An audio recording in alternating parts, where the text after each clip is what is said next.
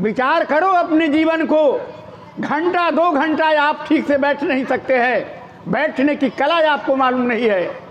सत्संग में जाने से लाभ आपको क्या मिलेगा वहाँ? अरे ये गुरुकुल है, गुरुकुल में जो आया है बैठने की कला सीखे और वो श्रवण द्वार को खोल दे। अब जब श्रवण द्वार उसका कहीं अलग चला जाता है तो वक्ता जो बोलने वाला है वो बेकार बोलता है, वादी है। वक्ता बधाई सो वादी। इसलिए दरवाजा तुम्हारा हमेशा खुला रहना चाहिए। क्यों? कि जब दरवाजा खुली रहेगी तो शब्द का चोट जब जाएगा तुम्हारे अंदर में वो तुम्हारे अवगुण को दूर कर देगा। मन तुम्हारा वहां लग जाएगा जहां प्रभु का कीर्तन हो जा रहा है, रामायण हो रहा है, कथा हो रही है। और इसी का नाम सत्संग है। जो सत्संग में बैठते हो भगवान की चर्चा चल रही है। मेरे जीवन में कुछ नहीं, भगवान तो जीवन दिया है। जिसने जीवन दिया है जीवन लेने वाला भी वही है, तुम मालिक नहीं हो। मालिक से जो कोई भी अगर चतुराई करता है तो वो अंधा है। वो अंधा जिस दिन उसमें आंख उसका विवेक फूट गया है। कबीर साहब ने लिखा, फूटी आंख विवेक रूपी आंख जो है, विचार करने वाला आंख तुम्हारा फूट गया है। फूटी आंख विवेक की, चिन्हे न संत या संत, असंत और संत को पारख नहीं है। और जाके संग 10-20 है ताको कहे महंत। कबीर साहब ने बीजक में लिखा इस बात। बड़ा कड़वा शब्द है, परंतु एक बात कह देना चाहता हूं आप लोगों से कि आप लोग जितना देर समय मिले आप अपने घर पर भी बैठ जाए, सत्संग घर पर भी हो सकता है। आप अपने जीवन दिनचर्या को देखें। आज मैंने जीवन में सवेरे बिछावन छोड़ने के बाद आप क्या सोचते हैं? सवेरे बिछावन छोड़ने के पहले आपको ये साहब से प्रार्थना करना 2 मिनट के लिए कि आज हमसे कोई भूल ना हो। अगर भूल हो भी जाए तो पश्चाताप करने का प्रयास करना। भूल को भूल में मत बदलना। भूल को भूल में बदलने वाला इंसान नहीं, वो हैमान होता है। और भूल को जो स्वीकार कर लेता है वो भगवान होता है। इसलिए सज्जनों, जीवन नश्वर है, मिट जाएगा, मिटने वाला है, मिटता जा रहा है, पता नहीं। और इसमें हम लोग तरह तरह के कला कल्पना में घिरे हुए हैं। इसीलिए साहब ने कहा, यह संसार जाइत हम देखा, जैसे ललन माँ के धागा, करारी रंग लागल हो लागा। करारी रंग माने पक्का रंग। आप लोग गाते बजाते हैं, हम कह रहे थे बहुत सारे कलाकार ब्याह से यहाँ बैठे हुए हैं। उसको आज तक मैंने कहा बुरा तो लगेगा आपको, लेकिन यहाँ सीख लो। कहीं पूछना किसी विद्वान से, कोई संगीतज्ञ से, सरगम बजने का क्या कारण है। सरगम जो बजता है वो सरस्वती का आवाहन होता है। और आवाहन करके जो तुम बोल रहे हो, जो तुम्हारी वाणी निकलती हो, उसमें मधुर शब्द निकलता है, वो कोमल शब्द है। जो तुम्हारे शब्द को सुन करके दूसरा आदमी मोहित हो जाए, वो आवाहन है। लेकिन तुमने आज तक जीवन में कभी आवाहन की गति को जाना नहीं। हारमोनियम ठोकने लगा, और वो क्या कहते हैं आजकल तो बंजू चला गया है। जितना कलाकार गवैया है उसके देह में जान तो है नहीं। 2 लाइन गाएगा, 10 लाइन वो बजवाएगा ओकरा से। ये विचार करो अपने मन में। तुमको 2 लाइन गाते हो, 10 लाइन उससे बजवाते हो, इससे सत्संग चलता है। सत्संग ज्ञान है, और ज्ञान को तुम रसमंजरी में तुम ला रहे हो, जो लोग सुने कान से बड़ा बढ़िया लगे। ये मैं बता रहा हूँ बार बार, जहाँ मैं आऊँ गाने वाला, विचार भजन गाने वाला, रामायण गाने वाला, कीर्तन गाने वाला, मेरी संगति 8 वर्ष की उम्र से ही है। जान लेना, एक से कलाकार के साथ मैं बैठा हूँ। ऐसे केवल मठ में जीवन ऐसी नहीं बिता दिया हूँ। जब तुम 2 घंटा बैठ नहीं सकते हो, 1 घंटा बैठ नहीं सकते हो, और तुम्हारा आवाज़, तुम्हारा सरस्वती तुम्हारे अंदर में है, वो कहाँ से निकलेगी? खाना पीना है चौक चौराहा पर दिन रात ये स्नो पाउडर लगाना है और सिगरेट पीना है, तुम्हारा आवाज़ कहाँ जाएगा रे? तुमने जीवन को कभी देखा है? कबीर साहब का भजन गा देने से कोई कबीर नहीं होगा। कबीर के गद्दी पर कोई बैठ जाएगा तो कबीर नहीं होगा। गद्दी कबीर थोड़े है। अरे कबीर एक गद्दी तो क्या कहते हैं अस्थाई है ही, इसमें देवता नहीं है। देवता तो यहाँ बैठा हुआ है, ये गद्दी में नहीं है। चाहे बहुत बढ़िया लगा दो या खराब लगा दो, इससे कोई फर्क नहीं है लेने देने का। बाहरी दिखावा से दूर रहो। कबीर साहब ने इतना बात कहा, बाहरी दिखावा से दूर रहो।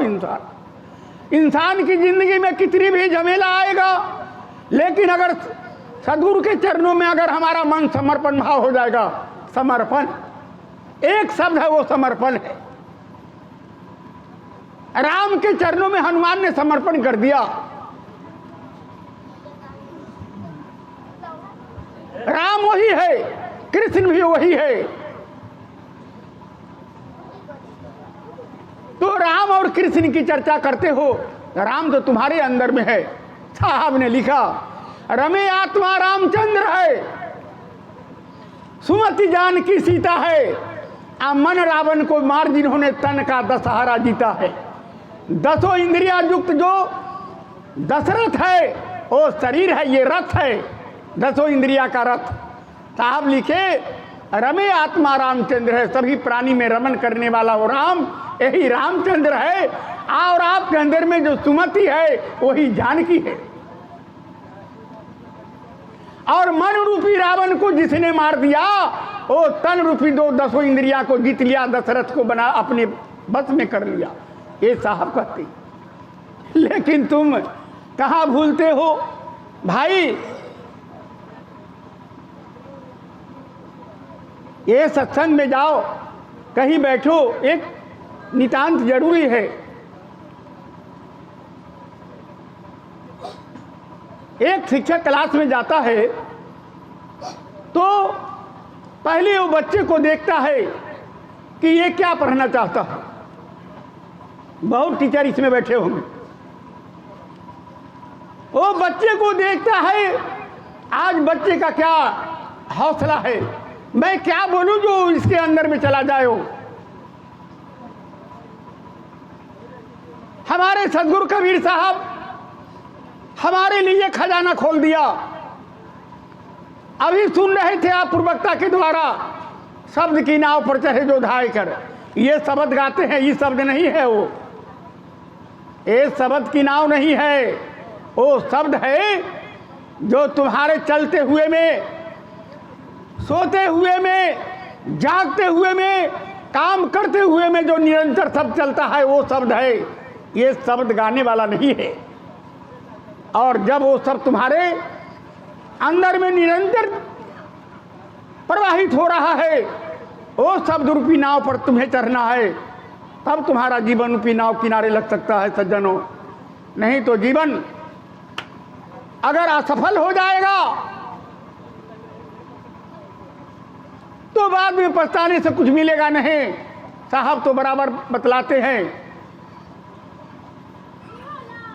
यह तन विष की बेलरी गुरु अमृत की खान, शीश दिए जो गुरु मिले तो भी सस्ती जान। इसको शरीर को बेलरी कहा उन्होंने, विष की बेलरी। इसमें विष भरा हुआ है और इस विष का जब त्याग करते हैं हम, आप देखते होंगे कभी मल्लागिर का उदाहरण दिया गया है कि मल्लागिर पर्वत है, मल्लागिर में पर्वत पर मल्लागिर का पेड़ जहाँ है, उस मल्लागिर में सांप लपेटे रहता है और वो विषैला सांप है। सांप के अंदर में मल्लागिर का सुगंध उसमें प्रवेश नहीं करता है। क्यों? कि पहले से उसमें विष भरा हुआ है और विष का जब तक त्याग नहीं होगा तब तक वो मल्लागिर का सुगंध इसके अंदर प्रवेश नहीं करेगा। इसलिए तुलसीदास जी रामचरितमानस में लिखे हैं, मूर्ख हृदय नहीं चेत, मूर्ख हृदय नहीं चेत, जो गुरु मिला ही बिरंची समा, फले फूले नहीं बेत, सूखा हुआ लकड़ी फलवेगा फूलेगा नहीं, फले फूले नहीं बेत, जो सुधा बरस ही जला। अमृत की वर्षा उसमें क्यों नहीं लगा दोगे? पूरा अमृत की धार उसमें बहा दोगे, लेकिन वो फलने फूलने वाला नहीं। इसीलिए जीवन बड़ा अनमोल है। और समय भी शायद बता देना, मैंने कहा था नियत समय से सत्संग को शुरू करो। मैं तो आ गया था 6:15 बजे, 9:35 हो रहा है। तो मैंने कहा था ठीक है 35 हो रहा है तो आज थोड़ा लेट करके चलो, क्योंकि थोड़ा गेहूं के कटनी में लोग लगे हुए थे, इसलिए आधा घंटा बढ़ा दो। गेहूं के कटनी के लिए आधा घंटा बढ़ जाए कोई बात नहीं है, आज भर है, अगले बार नहीं मिलेगा इस तरह का, अगले बार तो समाप्त हो जाएगा गेहूं की कटनी। तो इसलिए ले आना थोड़ा बजा मंगा दो बजा। तो ये कह रहे थे कि आए, अगर कुटुंब आता है, मेहमान आता है तो कितना खुशी होती है। बंधुओं, मेरे मित्रों, जरा विचार करना, अगर कोई अतिथि देव, अगर कोई अगर कुटुंब परिवार आ जाता है आपके दरवाजे पर तो आपकी कितनी खुशी होती होगी। लेकिन अगर कोई संत आ जाए, कोई भिक्षा मांगने वाला आ जाए, कोई गरीब लाचार आ जाए, कोई दीन दुखी आ जाए, दोनों समय का परिमार्जन करो, मिलाओ दोनों समय का। उस समय तुम्हारा मन कहाँ, कुटुंब परिवार आ जाता है, उस समय तुम्हारा मन की क्या स्थिति है। इसी को कबीर साहब ने कहा है,